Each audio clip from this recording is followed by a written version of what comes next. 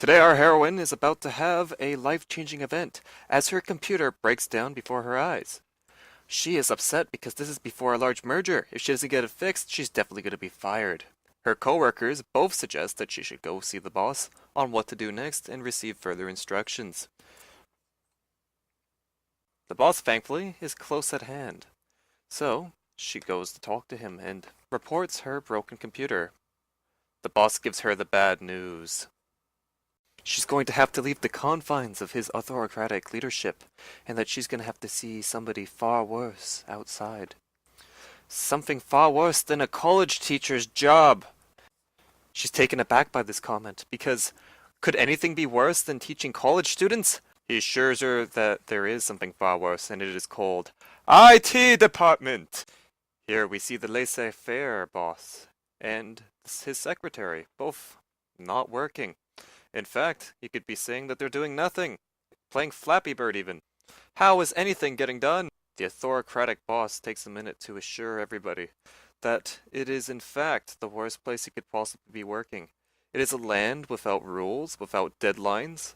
It is a land of chaos. Nothing gets done over in the laissez-faire area, he tells them. IT department is a black hole of wasted resources. He reminds them that the autocratic leadership is the only way to get things done, and that the laissez-faire can get absolutely no work done. He now tells her that she has to now leave to get the computer fixed from them. This instant, or else her job is on the line. Our hero now leaves to go speak with the IT department and learns her first harsh lesson of reality. Don't forget the computer that needs to be fixed. And so she goes. The first hurdle she encounters is the secretary. The secretary is chatting away on the phone and is not paying her any attention whatsoever. She desperately tries to get her attention in the background, but she is failing. Slowly, she warms up her vocal cords as she tries to grab the attention of the secretary, raising her voice higher and higher until she finally gets it. Slowly, the secretary puts down her phone and begins to pay her attention. Our hero is taken aback that somebody could be on the phone on the work floor without getting in trouble with her boss, who is just sitting in the office right in front of her. Our hero is also secretly jealous that anybody could be on the phone in the work floor, because she knows that she could get her work done and also go on Facebook at the same time. The secretary texts her boss and gives our hero permission to finally go up and speak with him, and receive help for her computer problem. Our hero now enters the laissez-faire boss's office, and is finally able to receive the help that she so desperately needs, except there's one problem. She's not receiving the help immediately. She needs this to be fixed now, because if she doesn't get this in by the end of the day, she's going to be in a lot of trouble with her current boss. She tries to get the laissez-faire boss to get the work done by a deadline, but he assures her it will be done. She doesn't believe him, and is now at work.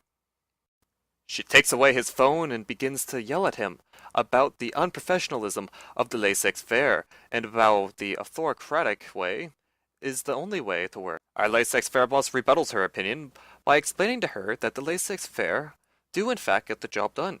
They take their time, and they get it done at their own pace. They believe that if given freedom, that they will get the job done, and at a higher quality than the counterparts of the autocratic leadership. She finds this explanation oddly specific, but she accepts it. She apologizes, and they finally make up. He asks her what does she absolutely need at this moment, and she tells him that she desperately needs the computer fixed. With a single gesture of his finger, he tells her not to worry and that he will get the job done. And so, he opens the computer, and with a single masterful stroke, he fixes it. Overjoyed, she thanks him, takes her computer back to her autocratic side of the office, where she can finally complete her job and not be fired. And our laissez-faire boss can finally go back to doing what he loves. She returns in the nick of time to finally complete her work and submit it to her boss alongside her peers. But something's not right. Something about the autocratic side just seems empty and not right for her. So, she completes her work, collects her things, and she tells the boss that she quits. That she no longer needs to take the autocratic side, and that she has discovered that there's a new option to working. So, she hands him back the computer, alongside her pencil.